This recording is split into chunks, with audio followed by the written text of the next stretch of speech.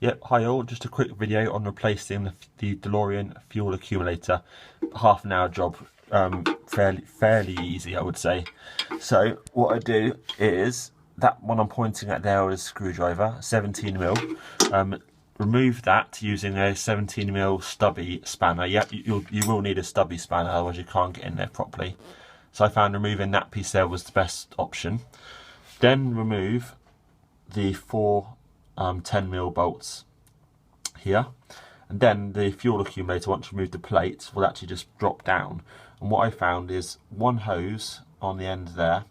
On my DeLorean it didn't have any clips on, so I merely just got my standing knife in there and just sliced the end of the fuel hose where you see the Jubilee clip is, and pulled it off. And then obviously once the accumulator's down there a little bit further, you can even get to the end on this other flexible hose here. I'm just sort of trying to point to here, and then the whole accumulator then falls through the hole.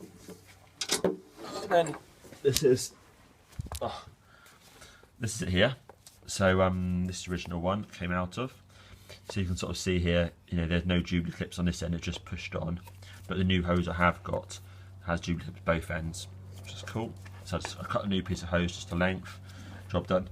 And then once the item comes out, you can then transfer over these pieces here. So you've got a sort of 14mm and a 17mm I think on this end, and I think it was possibly a 17 and a 19 on this end.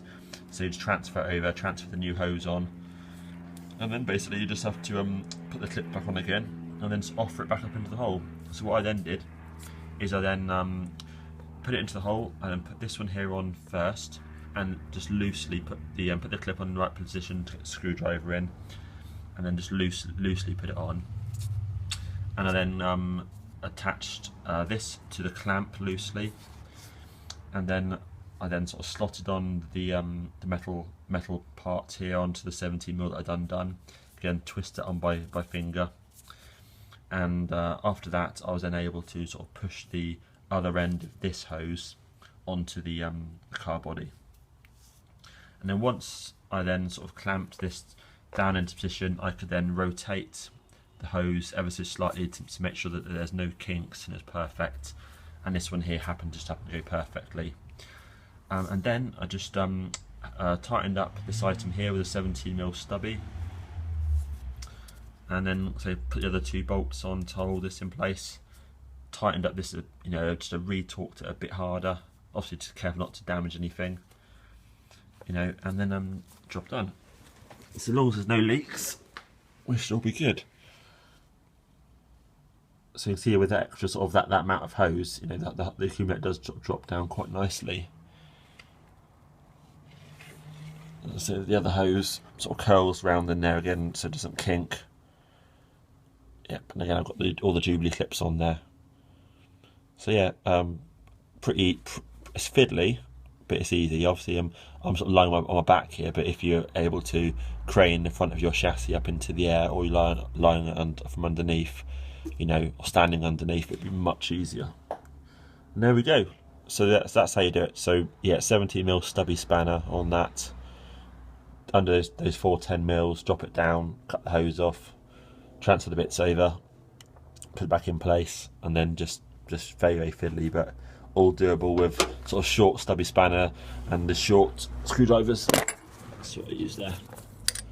It's a short stubby, and it's a combination of the long ones as well, and this sort of size screwdriver here, and the sort of, again, another sort of smaller screwdriver, well, sort of medium-sized screwdriver here, so you can sort of torque up the Jubilee clips, the last two.